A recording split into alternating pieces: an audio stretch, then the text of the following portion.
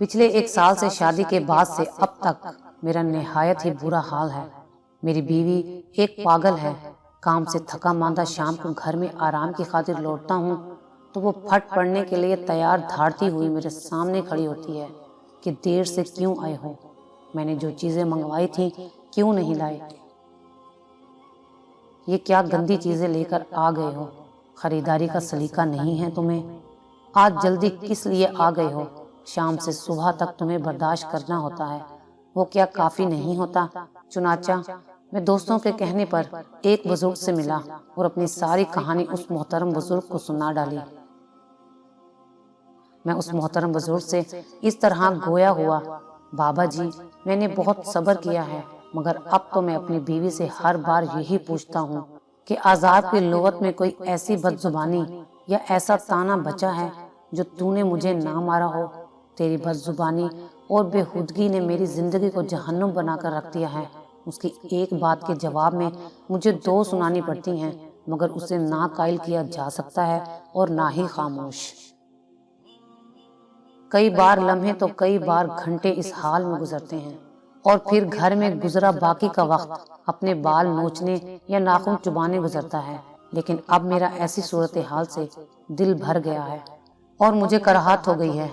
اس سے پہلے کہ یہ پاگل عورت میرے ہاتھوں قتل ہو، میں اسے طلاق دینا چاہتا ہوں۔ بزرگ نے سر کو ہلاتے ہوئے کہا، بیٹے میں تیری مصیبتوں کا سبب جان گیا ہوں۔ میرے پاس تیرے لیے اس کا ایک علاج ہے اور اس سے تیرے سارے مسائل حل ہو جائیں گے۔ میں نے تعجب سے بزرگ کو کہا، کیا ہے ایسا علاج جس سے اس کا پاگل پن ختم ہو جائے گا؟ لیکن میں اس میں کوئی رغبت باقی نہیں پاتا، میں اسے طلاق دے کر چھٹکارا پانا چاہتا ہوں۔ بزرگ نے مسکرا کر اپنے ہاتھ میرے کندھے پر رکھتے ہوئے کہا، بیٹا اللہ پر بھروسہ رکھو، آؤ عصر کی نماز ادا کرتے ہیں۔ اس کے بعد میں تمہیں علاج بتاؤں گا۔ نماز سے واپسی پر مجھے واپس بیٹھنے کا اشارہ کرتے ہوئے بزرگ اپنے گھر تشریف لے گئے۔ واپسی پر ہاتھ میں ایک چھوٹی سی بوتل تھامے نمودار ہوئے۔ بوتل کا منہ ایک ڈھکن سے مضبوطی کے ساتھ بند تھا۔ میرے قریب بیٹھتے ہوئے مجھ سے مخاطب ہوئے، یہ لو میرے بیٹے، یہ ہے وہ علاج جس کا میں نے تمہارے ساتھ وعدہ کیا تھا۔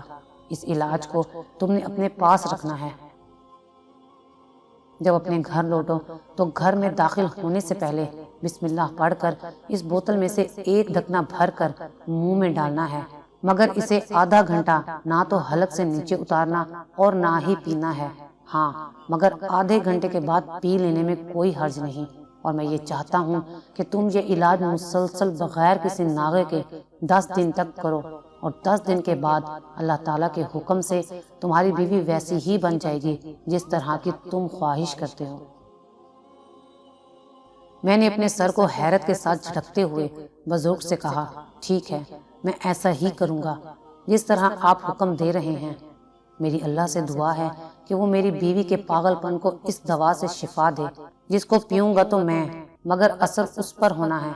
اور دوسرے دن گھر میں داخل ہونے سے قبل میں نے جیب سے بوتل نکالی، بسم اللہ پڑھ کر ایک ڈھکنا بھر کر مقدار سائل کو منہ میں ڈالا۔ آپ کی معلومات کی خاطر عرض کر دوں کہ میں یہ جان کر حیرت زدہ سا تھا کہ سائل کا ذائقہ پانی سے زیادہ دور نہیں تھا، نہ کوئی رنگ، نہ ہی بو اور نہ ہی کوئی مزہ۔ بزرگ کی ہدایت کے مطابق عمل کرتے ہوئے منہ کو سختی سے بند کیے میں گھر میں داخل ہوا۔ کمرے میں جانے کے لیے کچن کے سامنے سے ہوتا ہوا گزر ہی رہا تھا کہ میری بیوی کی نظر مجھ پر پڑ گئی۔ حسب توقع دائیں آنکھ اوپر اور بائیں نیچے کیے۔ اس سے پہلے کہ میں سامنے سے ہٹتا دانتوں کو پیستے ہوئے بولی، آخرکار آ ہی گئے ہیں آپ جناب، لائیے کدھر ہیں وہ چیزیں جو میں نے منگوائی تھیں، یا ہمیشہ کی طرح میرا کہا ہوا تمہارے سر کے اوپر سے گزر گیا تھا اور خالی ہاتھ واپس آ گئے ہو؟ لاؤ مجھے دو، میں دیکھوں تو کیا لائے ہو۔ اور پھر اس نے میری خاموشی پر حیرت سے میرے چہرے کو دیکھا، ایک انگلی کو خون خوار طریقے سے میرے چہرے کے سامنے ہلاتے ہوئے بولی، زبان حلق میں پھنس گئی ہے کیا؟ موقع ملتے ہی میں کمرے کی طرف دوڑا تاکہ جا کر علاج کا آدھا گھنٹہ گزاروں، حالانکہ مجھے پورا یقین تھا کہ شیخ صاحب کے علاج کا میری بیوی پر کوئی فائدہ نہیں ہونا، خاص طور پر آج تو بے اثر ہی رہا تھا۔ دوسرے دن گھر میں داخل ہونے سے قبل پھر وہی علاج دہرایا۔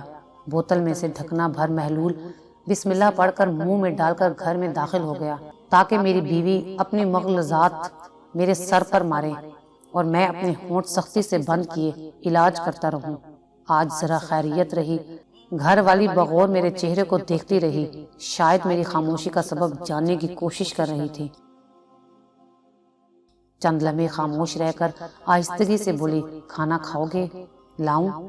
اور پھر 5 دنوں کے بعد بزرگ کے پاس بیٹھنے سے قبل میں نے انہیں سلام کیا اور پھر پوچھا، بوتل میں کیا ڈالا تھا آپ نے؟ بزرگ میرے چہرے کو دیکھ کر مسکرائے اور بولے، بیٹے پہلے اپنی سناؤ، میرے علاج نے کوئی اثر بھی دکھایا ہے یا نہیں؟ میں نے اپنا سر اوپر سے نیچے کی طرف ہلاتے ہوئے کہا، یہ کچھ ہوا ہے ان دنوں میں اور یہ صورتحال ہے اب تک کی۔ 2 دن ہو گئے ہیں، میری بیوی تو بالکل ویسی بن گئی ہے جس طرح دلہن بن کر آئی تھی۔ اب تو بتائیں کیا ڈالا تھا آپ نے اس بوتل میں؟ بزرگ نے بولنے سے پہلے ایک ہلکا سا کہکا لگایا اور بولے، بیٹے اس بوتل میں نے تمہیں پانی ڈال کر دیا تھا اپنے گھر میں رکھے گھڑے میں سے۔ میری آنکھیں کھلی کی کھلی رہ گئیں۔ میں نے تعجب سے کہا، پانی؟ صرف پانی؟ کیا اس بوتل میں اور کوئی دوا نہیں تھی، صرف پانی تھا؟ اچھا برکت کے لیے کم از کم آپ نے اپنا لباب تو ضرور ڈالا ہوگا اس میں۔ آخر میری بیوی کو کس طرح شفا ملی ہے؟ بزرگ ایک بار پھر مسکرائے اور مجھ سے مخاطب ہوئے، 2 باتوں سے تمہارا مسئلہ بڑھ رہا تھا۔ پہلا، سارے دن کے کام کے بعد شام کو تم تھکے ہارے گھر پہنچتے تھے تو تمہارا مطمع نظر محض سکون اور آرام ہوتا تھا، بغیر کسی اضافی کام یا مشقت کے۔ دوسرا، تمہاری بیوی سارے دن کی تنہائی، خاموشی اور اکتاہٹ کا شکار تھی۔ تمہارے گھر پہنچنے پر وہ تم سے باتیں کرنا چاہتی تھی، مگر گفتگو کو شروع کرنے کے لیے کوئی مناسب موضوع نہ ملنے پر وہ طعن و تشیع اور فضول الزام تراشی پر اتر آتی تھی۔ اور اس سب خرابیوں میں تمہارا کردار یہ تھا کہ تم اس طعن و تشیع اور الزام بازی میں تحمل کا مظاہرہ نہیں کر رہے تھے۔ اس رویے کو نظر انداز کرنا تو درکنار، الٹا تم طلاق دینے کی سوچ رہے تھے۔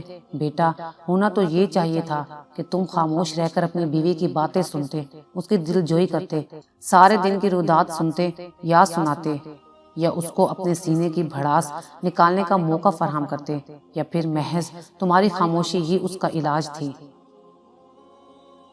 تمہارے مرض کی کیفیت کو ذہن میں رکھ کر میں نے جو علاج تجویز بوتل میں بند کر کے تمہیں دیا تھا وہ محض میرے گھر کے گھڑے کا پانی تھا، تاکہ جب تک کچھ آرام پا کر تمہارا منہ ٹھیک نہ ہو اس وقت تک پانی منہ میں رکھ کر کم از کم تمہارے ہونٹ تو سلے رہیں۔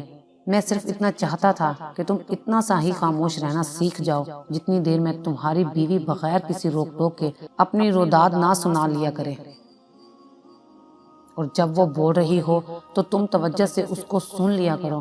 اس طرح اس کے دل میں یہ بات بیٹھ سکتی تھی کہ تم جو کچھ کر رہے ہو وہ اس کی محبت کے لیے ہے، اور رد عمل کے طور پر وہ بھی ایسا رویہ اپنائے جو تمہاری دل آزاری کا باعث نہ بنا کرے۔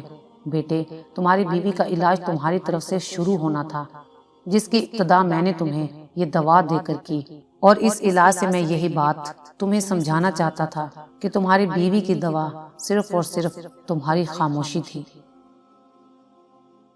آپ کے لیے قیمتی مشورہ، عزیزان من، آپ بے شک بہت اچھے مقرر اور بہت اچھی گفتگو کرنے کا فن رکھنے والے ہوں گے، مگر کبھی دوسروں کو بھی بولنے کا موقع دیجیے، شاید آپ کو اس طرح کچھ فائدہ ہی ملے، ورنہ کم از کم آپ کی سماج سے بولنے والا عزت افزائی تو ضرور ہی محسوس کرے گا نا۔